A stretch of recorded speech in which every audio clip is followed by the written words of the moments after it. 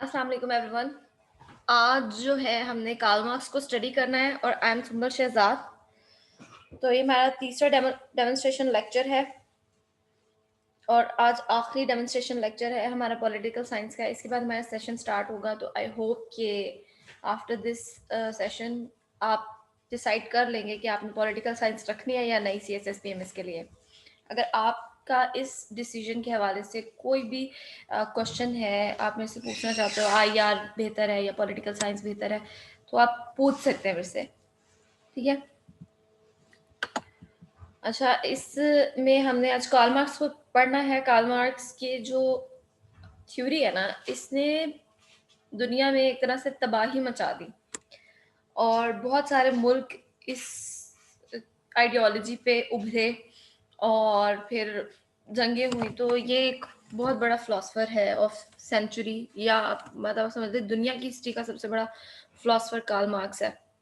तो इनकी बायोग्राफी हम देख रहे हैं शुरू में, जिनमें ये है कि ये प्रशिया में पैदा हुए थे मई 5 1818। अब आप सोच रहे होंगे प्रशिया कौन सी जगह है, इस नाम की कंट्री नहीं सुनी।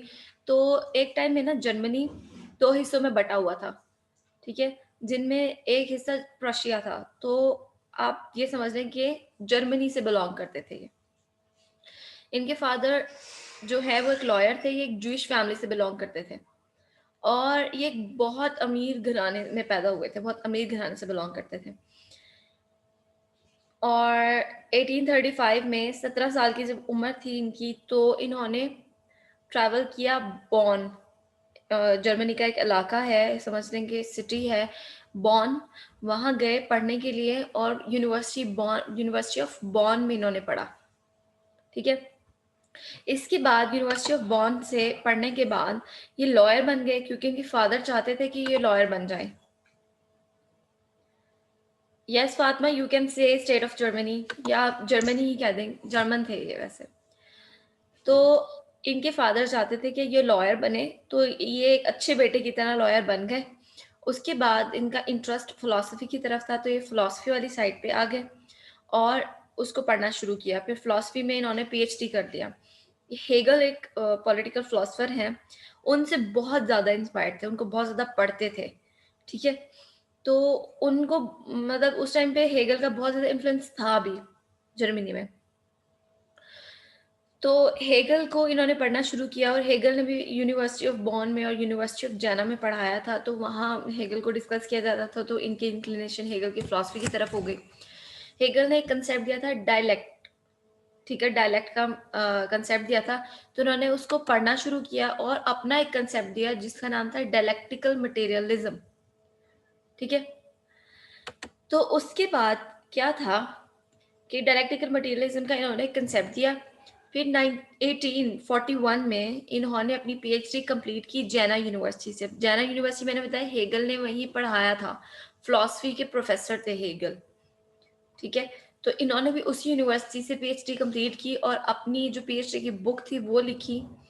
ठीक है। और मतलब रिसर्च जो कंप्लीट की वो की, और उसके बाद जब PhD कंप्लीट हो गई तो इन्होंने अपनी एक किताब लिखी दस कैपिटल। ठीक है, 1867 में। और ये 4 वॉल्यूम्स थे, जिनमें से एक वॉल्यूम जो था उस वॉल्यूम का नाम था द कम्युनिस्ट मैनिफेस्टो। तो ये दो जो चीज़ें हैं ना कार्ल मार्क्स की, बहुत अहम है और MCQs में पूछ ली जाती हैं कि जी दास कैपिटल किसने लिखी थी या द कम्युनिस्ट मैनिफेस्टो जो है वो किसकी राइटिंग है। तो आपको पता होना चाहिए कि ये दोनों राइटिंग्स जो हैं वो कार्ल मार्क्स की हैं। ठीक है। उसके बाद क्या है, ये जिस एरा में पैदा हुए थे तो वो इंडस्ट्रियल रेवोल्यूशन का टाइम था और कैपिटलिज्म बहुत ज़्यादा अपनी अरूज पे था। कैपिटलिज्म क्या होता है ये पहले समझा देती हूँ। और इंडस्ट्रियल रेवोल्यूशन भी आपको पता होगा कि वर्ल्ड वॉर 2 के बाद जो है, या उससे पहले भी समझ लें कि मशीन्स इजाद होना शुरू हो गई थी। ठीक है। और मशीन्स इजाद होने से क्या हुआ था, इंडस्ट्री लगना शुरू हो गई थी, बिजली आ गई थी, मशीनरी बन रही थी। फिर जो घरों में जैसे काम होते थे ना, उनको इंडस्ट्रियलाइज करना शुरू कर दिया। जैसे ग्लास मेकिंग है और डिफरेंट चीज़ों की पैकिंग है, मतलब और भी जितनी चीज़ें आपके घर में आती हैं, वो क्या है, इंडस्ट्री से आना शुरू हो गई थी। पहले लोग घरों में काम करते होते थे। तो उसके बाद जब इंडस्ट्रियल रेवोल्यूशन आया तो बड़ी-बड़ी फैक्ट्रीज़ लगने लगी उन चीज़ों को बनाने के लिए और स्टैंडर्डाइज़ेशन हो गई चीज़ों की, ठीक है? तो अब कैपिटलिज़्म का क्या कांसेप्ट है? कैपिटलिज़्म में क्या था कि जिसके पास सरमाया होता था, ठीक है? जिसके पास सरमाया होता था और पैसा होता था, तो वो क्या करता था, एक जगह खरीद लेता था, मशीनरी खरीद लेता था और एक बड़ी-सी इंडस्ट्री लगा देता था, ठीक है? उस इंडस्ट्री में क्या करता था, वर्कर्स को हायर करता था, ठीक है? वर्कर्स को हायर करने के बाद क्या करता था, रॉ मटेरियल प्रोवाइड करता था और वर्कर्स से काम करवा के जो है स्टैंडर्ड गुड्स बनवाता था उनसे और उनको मार्केट में सेल आउट करता था। ठीक है? अब यहाँ पे क्या है, जिसके पास पैसा है, वो ही क्या कर सकता है कि अपने पैसे को दुगना, तिगना, चौगुना कर सकता है। लेकिन जिसके पास पैसा है ही नहीं, वो ना ही कोई इंडस्ट्री लगा सकता है, ना ही रॉ मटेरियल परचेज़ कर सकता है, ना ही मशीनरी परचेज़ कर सकता है और ना ही जो है वो अपने पैसे को बढ़ा सकता है। ठीक है? तो अब यहाँ क्या होना शुरू हुआ कि कैपिटलिस्ट जो तबका है, जो बिज़नेसमैन हैं, उन्होंने क्या किया कि इंडस्ट्री लगाना शुरू की। अब इंडस्ट्री लगाने के बाद जो गुड्स हैं उनको प्रोड्यूस करना स्टार्ट किया, ठीक है? प्रोड्यूस करने के बाद उनको मार्केट में सेल आउट करना शुरू किया और उस सेलिंग से मतलब मज़ीद मनी जनरेट करनी शुरू की, ठीक है? अब क्या होता है कि आप मार्केट में जाओ और कुछ चीज़ें लेने लगो तो आप ट्राई करते हो कि आप कंपेयर करो 2 चीज़ों के दरमियान में, जो सस्ती चीज़ होती है और क्वालिटी में भी अच्छी होती है या उतनी ही क्वालिटी की हो जितनी कि एक एक्सपेंसिव चीज़ है, तो आप उस सस्ती चीज़ को प्रेफ़र करते हो।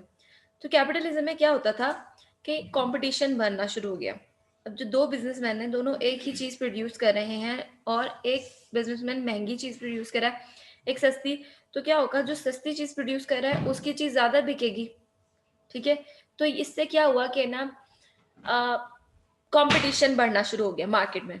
अब इस कॉम्पिटिशन से क्या हुआ कि जो है ना, बिज़नेसमैन ने क्या किया, ये कैपिटलिस्ट तबके ने क्या किया, जो लेबर थी ना, उसके वर्किंग आवर्स को बढ़ा दिया और उसकी जो वेज है, उसको कम कर दिया, ठीक है? वर्किंग आवर्स बढ़ाने से और वेज को कम करने से क्या हुआ, जो प्रोडक्शन आ रही थी ना किसी प्रोडक्ट पे, वो कम हो गई, ठीक है? वो कम हो गई, जिससे उनकी जो चीज़ थी, वो सस्ती हो गई और वो मार्केट में ज़्यादा बिकने लगी क्योंकि वो सस्ती थी। इससे क्या हुआ, वर्कर्स की एक्सप्लॉइटेशन होना शुरू हो गई, ठीक है? अच्छा, अब ये जो चीज़ आप सेल आउट कर रहे हो, जिस पे लेबर ने काम किया है और उससे जितना भी प्रॉफ़िट आ रहा है वो आप रख रहे हो और लेबर को आपने एक सर्टेन वेज पे रखा हुआ है, कि चाहे तुम 100 चीज़ें बनाओगे, मैं तुम्हें इतनी जो है लेट्स से ₹100 पर जो है वो प्रोडक्ट दूँगा। चाहे आप उस चीज़ को मार्केट में सेल करके 1000 ₹10,000 तक भी मुनाफ़ा कमा रहे हो। तो अब क्या है, वो जो मुनाफ़ा आपके पास आ रहा है, वो आपकी प्राइवेट ओनरशिप है, ठीक है? अब उससे आप घर बनाओ, जो है मज़ीद इंडस्ट्री लगाओ या जो भी आप काम करना चाहते हो वो करो, ठीक है? तो दिस इज़ कैपिटलिज़्म। ठीक है? ये सारा कैपिटलिज़्म का सिस्टम है। अब कैपिटलिज़्म में क्या होता है, जो ऊँचा तबका है ना, वो तो हर चीज़ को एन्जॉय करेगा, अच्छी लाइफ़स्टाइल को हर चीज़ अच्छी-अच्छी उसको मिल रही होगी, लिविंग स्टैंडर्ड उनका बहुत बेहतर होगा, हर चीज़ क्वालिटी में उनको मिल रही होगी। लेकिन जो निचला तबका है ना, उसकी हालत मज़ीद खराब से खराब तर होती जाएगी, क्योंकि उनको आप समझते हैं पैसे ही नहीं मिल रहे। मतलब बहुत कम पैसे मिल रहे हैं कि वो अपनी बेसिक नीड्स भी पूरी नहीं कर सकते, हालाँकि वो दिन-रात काम कर रहे हैं, ठीक है? तो ये एक बहुत बड़ा मसला कैपिटलिस्ट सोसाइटी में जनरेट होता है। तो ऐसे माहौल में कार्ल मार्क्स ने आँख खोली थी और वो एक रिच फैमिली से बिलॉन्ग करते थे। मतलब समझ लें कि उनकी जो फैमिली थी ना, वो भी कैपिटलिस्ट फैमिली थी और उस फैमिली में रहते हुए ना, उन्होंने इस चीज़ को फ़ील किया कि जो लोअर क्लास है, जो पुअर है, वो पता नहीं किस तरह ज़िंदगी गुज़ार रहे हैं। उनके लिए ना उनके दिल में एक तड़प थी, तो उन्होंने एक कंट्री का ऐसा सिस्टम प्रेज़ेंट करने की कोशिश की जिनमें जो छोटा तबका है ना, वो एक अच्छी ज़िंदगी गुज़ार सके। मतलब कोई क्लास का डिफ़रेंस ना हो, ठीक है? जितना अमीर उतना ही गरीब हो, मतलब दोनों के लिविंग स्टाइल्स एक जैसे हों। तो कार्ल मार्क्स ने इस तरह का कोई एक फ़िलॉसफ़ी देने की कोशिश की थी कि ऐसा सिस्टम कब आ सकता है। और आप यकीन जानें कि Karl Marx was a voracious reader. पढ़ते रहते थे, पढ़ते रहते थे, पढ़ते रहते थे, हिस्ट्री को स्टडी किया, फ़िलॉसफ़ी को स्टडी किया और पता नहीं क्या-क्या चीज़ें इन्होंने पढ़ी और लॉ तो इन्होंने वैसे ही पढ़ा था। तो एक मतलब अगर आप देखें कि आप एक किताब भी पढ़ते हो ना, तो आपका दिमाग खुलना शुरू हो जाता है, आप चीज़ों को मज़ीद डिफ़रेंट-डिफ़रेंट शेड से देखने लग जाते हो। तो कार्ल मार्क्स के साथ भी ऐसे हुआ कि जब उन्होंने बहुत ज़्यादा कुछ पढ़ लिया था ना, तो वो डिफ़रेंट-डिफ़रेंट एंगल से चीज़ों को सोचने लग गए थे। तो उन्होंने फिर कम्युनिज़्म की या मार्क्सिज़्म की एक फ़िलॉसफ़ी दे दी, तो वही हम आज पढ़ रहे हैं। अच्छा, तो उन्होंने क्या देखा कि वर्स्ट कंडीशन देखी वर्किंग क्लास की और उन्होंने एक फ्यूचर प्रिडिक्ट करने की कोशिश की क्योंकि मैंने आपको बताया हिस्ट्री उन्होंने बहुत ज़्यादा स्टडी की थी। तो जब हिस्ट्री को स्टडी किया ना उन्होंने फ्यूचर प्रिडिक्ट करने की कोशिश की हिस्ट्री को देखते हुए कि उन्हें लगा कि कोई फिज़िक्स का लॉ है इन सारी चेंजिंग से पीछे और मैं अगर इन लॉज़ को फ़ॉलो करता जाऊँ तो किसी सीक्वेंस से ही सारी चीज़ें हो रही हैं तो फ्यूचर भी प्रिडिक्ट किया जा सकता है इन सब पास्ट की इवेंट्स को देख के। तो उन्होंने फ्यूचर को प्रिडिक्ट किया भी। ठीक है, अभी हम देखेंगे क्या फ्यूचर प्रिडिक्ट किया। इनको जर्मनी से निकाल दिया इनकी राइटिंग्स की वज़ह से क्योंकि ये कैपिटलिस्ट सोसाइटी के खिलाफ बहुत लिखते थे और जो है गवर्नमेंट के खिलाफ बहुत लिखते थे। इनके ख़्याल में था कि गवर्नमेंट ही सारी जो है ना बुराई की जड़ है। स्टेट सारी बुराई की जड़ है। ठीक है? तो ये खिलाफ लिखते थे, जर्मनी से इन्हें निकाल दिया। फिर उसके बाद क्या हुआ के 1849 में ये इंग्लैंड मूव हो गए। फाइन। इंग्लैंड में मूव कर गए, वहाँ रहे और उसके बाद 14 मार्च 1883 को इनकी डेथ हो गई। ठीक है? चलिए जी, इनकी फिलॉसफी देख लेते हैं। इनकी फिलॉसफी क्या है? Dialect materialism. ठीक है? इनकी फिलॉसफी में हमने 3 चीज़ें देखनी है। डायलेक्टिक मटेरियलिज्म है और क्लास स्ट्रगल है और रेवोल्यूशन है। ठीक है? तो डायलेक्टिकल मटेरियलिज्म देखते हैं क्या है। हेगल जो है ना इनसे पहले आए थे। हेगल ने एक फिलॉसफी दी डायलेक्टिक्स की। ठीक है? उन्होंने हेगल ने थोड़ी सी साइंटिफिक बात की कि जी एक आइडिया होता है। ठीक है? आइडिया होता है और वो क्या होता है उस आइडिया को देख के ना लोग मजीद जो है मटेरियलिस्टिक बुनियादें इस्तेवार करते हैं। ठीक है? जैसे कि आपके पास कोई आइडिया है कि भई मैं कोई बिज़नेस लगाऊँ और कपड़े का लगाऊँ, उसमें मशीनरी हो, इंडस्ट्री है, सारी चीज़ें, आइडिया है, ठीक है?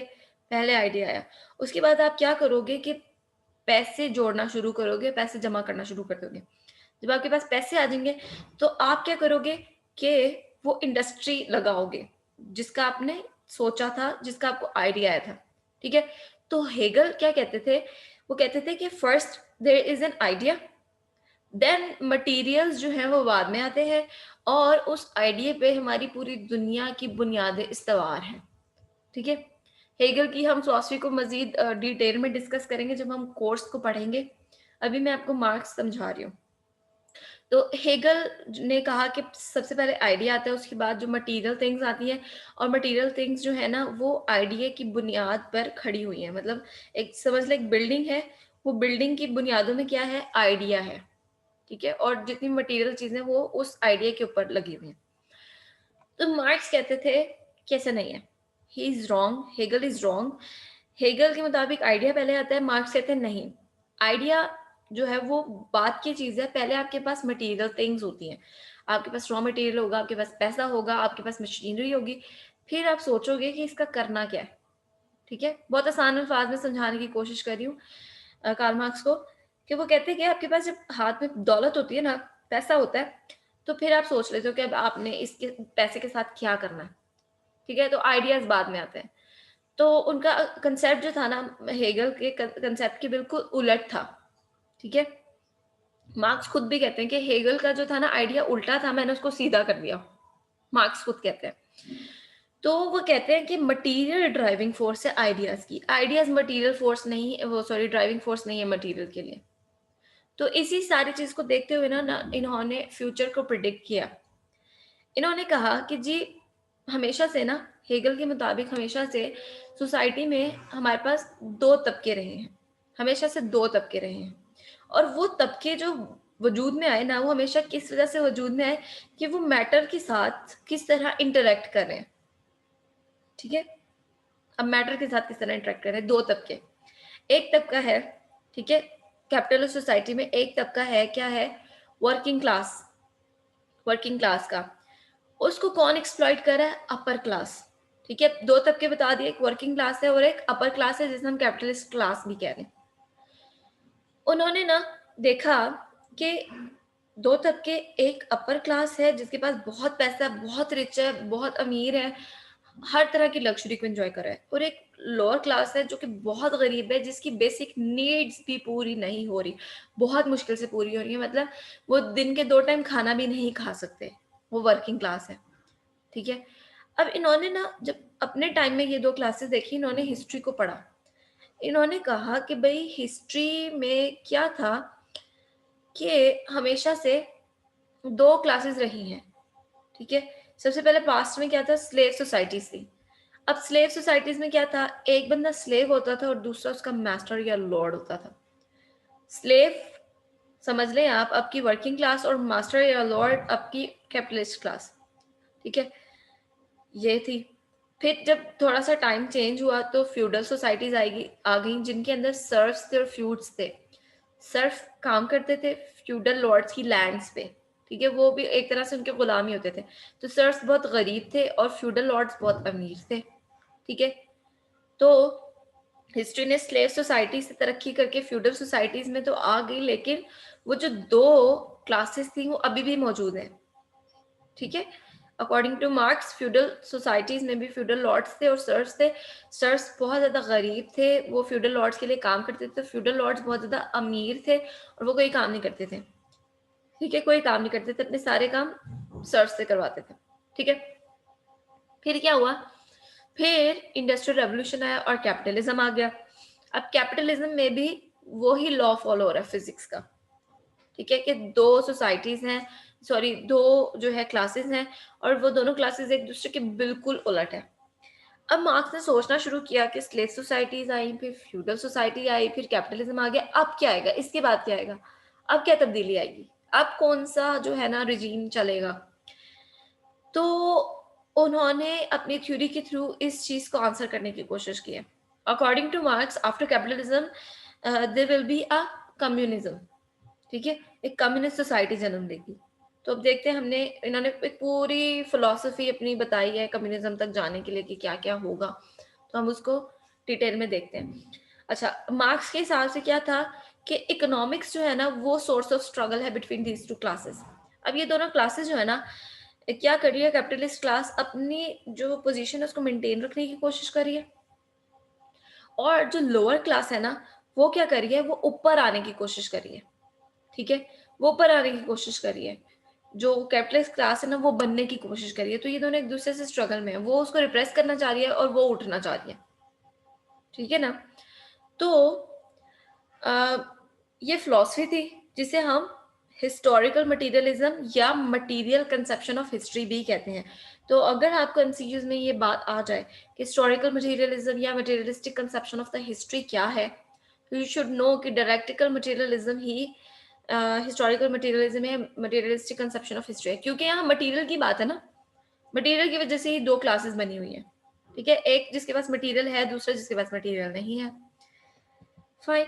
अच्छा जी, क्लासेस कब से ओरिजिनेट होना शुरू हुई, तो हेगल ने पूरी हिस्ट्री अपने अपना वर्जन देने की कोशिश की है हेगल ने। तो ये बताएंगे कि जी हिस्ट्री कहाँ से ओरिजिनेट हुई, क्लासेस कैसे बनी, उसके बाद अब क्या होगा। तो सबसे पहले क्या हुआ, जब इंसान है ना इस दुनिया में तो उसको अपने रहने के लिए कुछ मटेरियल थिंग्स की भी जरूरत होती है, जैसे कि फूड है, शेल्टर है, क्लोथ्स है, हम इसके बगैर नहीं रह सकते, हमें खाने की जरूरत पड़ती है, हमें घर चाहिए होता है, हमने कपड़े पहनने होते हैं, तो ये सब्सटेनेंस के लिए हमें चीजें चाहिए होती हैं, तो हम इनको प्रोड्यूस करते हैं, ठीक है, हम इनको बनाते हैं। अब मटेरियल प्रोडक्शन क्या होती है, डिपेंडेंट होती है, मटेरियल प्रोडक्शन डिपेंडेंट होती है किन चीजों पे, कुछ चीजें हैं जैसे कि मटेरियल जो है वो प्रोडक्शन मटेरियल फोर्सेस पे डिपेंड कर रहा है, जैसे कि मशीन्स हैं, ठीक है, टूल्स हैं, फैक्ट्रीज है, रॉ मटेरियल है, और societal relation with the means of the production. मतलब कि ये सारी चीजें तो हैं, ये सब मीन्स ऑफ प्रोडक्शन है ना, machines, tools, factories, raw material, societal relations में क्या है कि आप इन मीन्स ऑफ प्रोडक्शन के साथ कैसे रिलेटेड हो। आप इनको ऑन कर रहे हो या ऑन नहीं करे, बस मशीन्स को ऑन कर रहे हो या नहीं कर रहे, टूल्स को ऑन कर रहे हो या नहीं कर रहे, फैक्ट्रीज को ऑन कर रहे हो या नहीं करे, मटेरियल रॉ मटेरियल को ऑन करे हो या नहीं करे। तो ये सोसाइटल रिलेशन है विद मीन्स ऑफ प्रोडक्शन। अच्छा, स्टार्ट में क्या हुआ, रिसोर्सेज जो थे वो सब कलेक्टिवली ऑन करते थे। मतलब जब शुरू शुरू की सोसाइटी थी ना, तो वहाँ सारे ये रिसोर्सेज जो थे वो लोग कलेक्टिवली ऑन करते थे, किसी की प्राइवेट प्रॉपर्टी नहीं थी। ठीक है, तो वहाँ प्रिमिटिव कम्युनिज्म का एक कंसेप्ट था। मार्क्स कह रहे हैं कि तब ना प्रिमिटिव कम्युनिज्म चलता था। फिर स्लेव सोसाइटी आई, तो इंसानों ने क्या किया, दूसरे इंसानों को ना अपना गुलाम बनाना शुरू किया और उनसे काम करवाना शुरू किया। ठीक है, मतलब कुछ इंसान ऐसे थे कि उन्होंने क्या किया, ये जो मशीन्स हैं, टूल्स हैं, रॉ मटेरियल, इनको ओन करना शुरू किया और स्लेव से कहा कि आप इन पे काम करो। ठीक है, और उनसे काम करवाना शुरू किया। फिर जब सोसाइटी थोड़ी चेंज हुई तो फ्यूडल सिस्टम आ गया और उसके बाद कैपिटलिस्ट सिस्टम आ गया, और मार्क्स कहते हैं तीनों तकरीबन एक जैसे थे। फिर क्या हुआ, जब एक इंसान या ग्रुप ऑफ पीपल उसने मीन्स ऑफ प्रोडक्शन को ऑन किया या ऑनरशिप शो की, मीन्स ऑफ प्रोडक्शन की, तो वो क्या, उसने अपने आप को फील किया कि मैं सुपीरियर हूँ दूसरे लोगों से। ठीक है, तो उसने कहा मैं अपर क्लास का बंदा हूँ और जो बाकी जो ऑन नहीं कर रहे हैं वो लोअर क्लास के लोग हैं, ये मेरे से छोटे लोग हैं, कम तबके के लोग हैं, तो ये मेरे लिए काम करें। ठीक है, तो क्लासेस वहां से जनरेट होना शुरू की। जब कुछ लोगों ने अपने आप को दूसरे लोगों से सुपीरियर समझना शुरू किया क्योंकि वो मीन्स ऑफ प्रोडक्शन को ऑन करने लगे थे। अब क्या है कि जो मीन्स ऑफ प्रोडक्शन को ऑन कर रहे थे ना, उनको इन्होंने क्या कहा, कार्ल मार्क्स ने, हैव्स। ठीक है, क्योंकि वो चीजें ऑन कर रहे थे। वो क्या है, वो बुर्जुआसीज हैं। और वो लोग जो इन चीजों को ऑन नहीं कर रहे थे, तो उनको क्या कहा, हैव नॉट्स, क्योंकि वो इन चीजों को ऑन नहीं कर रहे थे, उनके पास थे ही नहीं, तो वो हैव नॉट्स थे। उनको इन्होंने प्रोलिटेरियट्स कह दिया, प्रोलिटेरियट्स का नाम दे दिया। अब क्या है कि ये जो दो क्लासेस है ना, ये जो दो क्लासेस है हमेशा से हिस्ट्री का पार्ट रही हैं। एक बुर्जुआसीज जो कि हैव्स हैं, जिनके पास हर चीज है, और दूसरे प्रोलिटेरियट्स जिनके पास कुछ भी नहीं है। ठीक है, तो हिस्ट्री का हमेशा पार्ट रही है, स्लेव सोसाइटीज में भी, फ्यूडल लॉर्ड्स, फ्यूडल सोसाइटीज में भी, और जो है हमारे पास कैपिटलिस्ट सोसाइटी में भी। ठीक है, और हमेशा से क्या है कि जो हैव्स होते हैं ना, वो कम तादाद में होते हैं, कम तादाद में, जिनके पास मतलब दौलत है, रॉ मटेरियल है और हर चीज मौजूद है, वो क्या है, हैव्स हैं, और वो कम तादाद में। और जिनके पास कुछ भी नहीं है, ठीक है, जिनके पास रॉ मटेरियल नहीं है, मीन्स प्रोडक्शन नहीं है, टूल्स नहीं है, फैक्ट्रीज नहीं है, वो बहुत ज्यादा तादाद में। तो ये ऐसे कैसे हो सकता है कि ये कम तादाद वाले लोगों ने ज्यादा तादाद वाले लोगों को कंट्रोल करके रखा हुआ है? मार्क्स ने ये सवाल का जवाब देने की फिर कोशिश की कि ये कैसे किया इन्होंने। ठीक है, तो अब क्लासेस का तो रीजन शुरू हो गया ना, कि दो क्लासेस बन गए हैं। जब एक ग्रुप ने अपने आप को शो किया कि मेरे पास मीन्स ऑफ प्रोडक्शन है, ओनरशिप है प्रोडक्शन की, तो अब मैं बड़ा हूं, मेरे लिए दूसरे काम करें, तो उसने एक्सप्लॉइट करना शुरू किया, ये क्लास बन गई। अब ये क्लासेस एक दूसरे के अगेंस्ट स्ट्रगल करेंगी। अच्छा, अब इन्होंने रूल कैसे किया, हैव्स ने हैव नॉट्स पे, हालांकि इनकी तादाद कम थी। तो क्या हुआ कि दो तरह से हैव्स ने हैव नॉट्स पे रूल किया, दो तरह से। पहला, इन्होंने कंट्रोल कर लिया मीन्स ऑफ वायलेंस को, जैसे पुलिस को, जुडिशरी को। एक स्टेट में एडमिनिस्ट्रेशन के लिए कुछ इदारे बने होते हैं। एडमिनिस्ट्रेशन ऑफ जस्टिस के लिए जुडिशरी है, जो ये डिसाइड करेगी कौन सही था कौन गलत था, ठीक है, किसी भी क्राइम में या किसी भी केस में। और पुलिस जो कि क्या करेगी, स्टेट में लोगों को कंट्रोल करती है। तो हैव्स ने क्या किया, इन दोनों चीजों को अपने कंट्रोल में कर लिया। अब जुडिशरी के पास जो भी केस जाएगा वो सब कैपिटलिस्ट तबके या बिजनेसमैन के हक में जो है वो फैसले देंगे, और जो प्रोलिटेट्स उनके हक में कोई फैसला नहीं देगा। ठीक है, फिर पुलिस जो कि वायलेंस करेगी लोगों पे, लोगों को ये मतलब कंट्रोल में रखेगी। ठीक है, तो इनको कंट्रोल में कर लिया हैव्स ने। दूसरा क्या किया इन्होंने, ये दूसरा जो है ना इनका टूल, ये बहुत ही ज्यादा इफेक्टिव रहा। इन्होंने लोगों की जहनों को ही अपने काबू में कर लिया। जो हैव नॉट्स थे उनके जहनों को अपने काबू में कर लिया। कैसे? कुछ ऐसे बिलीव्स, आइडियाज और थॉट्स दिए वर्किंग क्लास को कि वो चीजें जस्टिफाई करती थी कि वो कम तबके के लोग हैं और वो हम तक नहीं पहुंच सकते। ठीक है, मतलब आप समझ रहे कि उनकी ब्रेन वॉशिंग की, ठीक है, और उनको इस चीज का यकीन दिला दिया कि तुम्हें रब ने, खुदा ने, अल्लाह ताला ने ऐसे ही पैदा किया है और तुमने ऐसे ही रहना है हमेशा।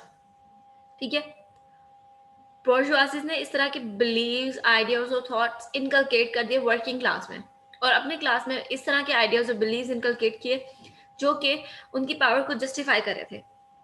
फाइन। तो अब वर्किंग क्लास ने यही सोचना शुरू कर दिया कि हम हैं ही छोटे लोग, छोटे तबके के लोग हैं, तो हम उनका मुकाबला नहीं कर सकते।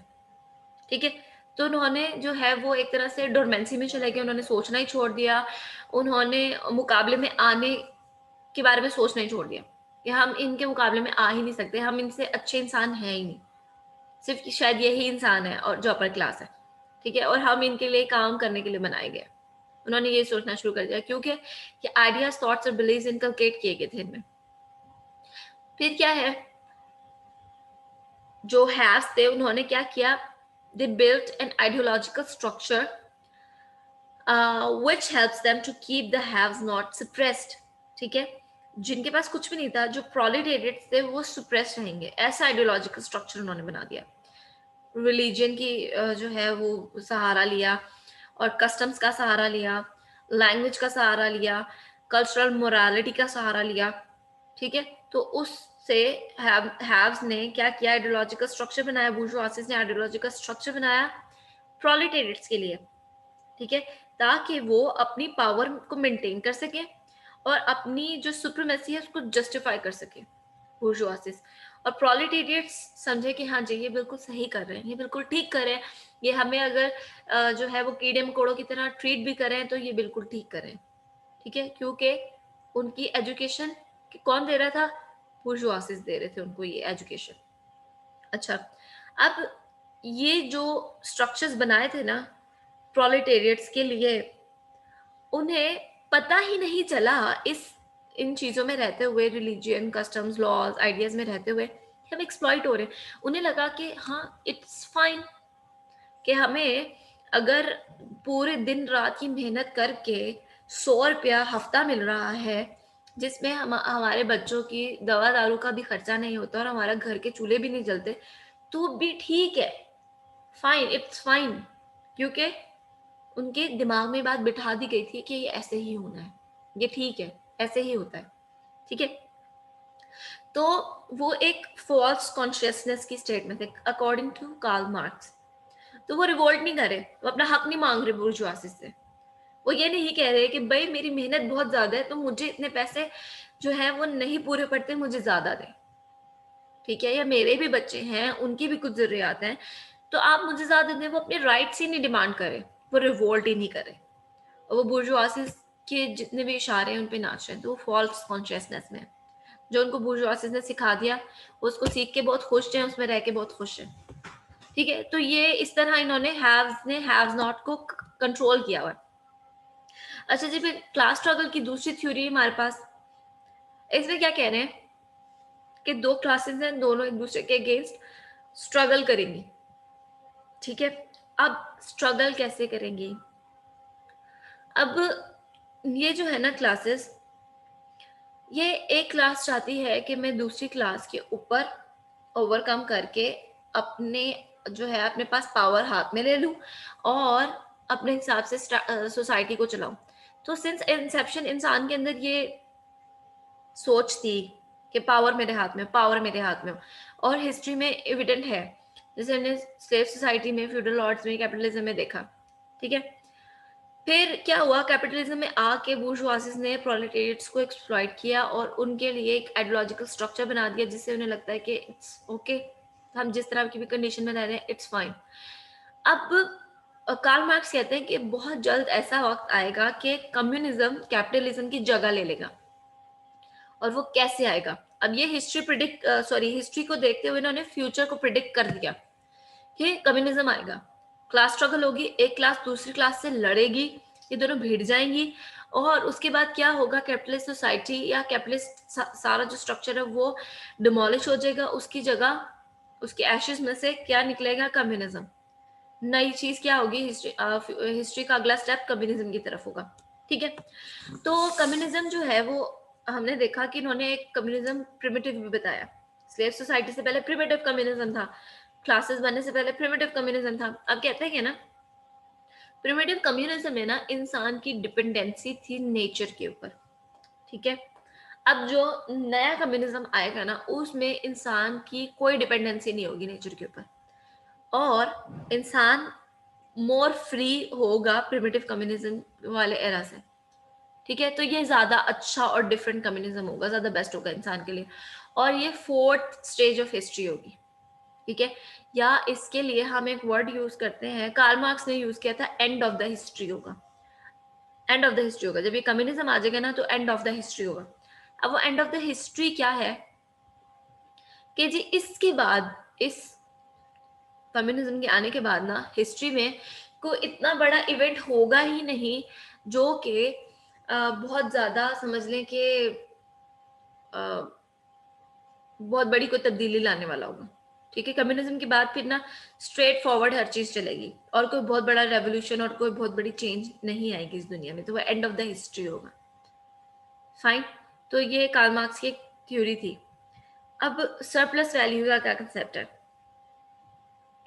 सरप्लस वैल्यू का कंसेप्ट जो है ना, आपने कोई चीज बनाई, ठीक है, उसके ऊपर आपको जो है मतलब हर चीज मिला के, रॉ मटेरियल, मशीन्स का खर्चा और जो भी लेबर की कॉस्ट है वो सब मिला के ना आपको 300 रुपीज पड़ा है।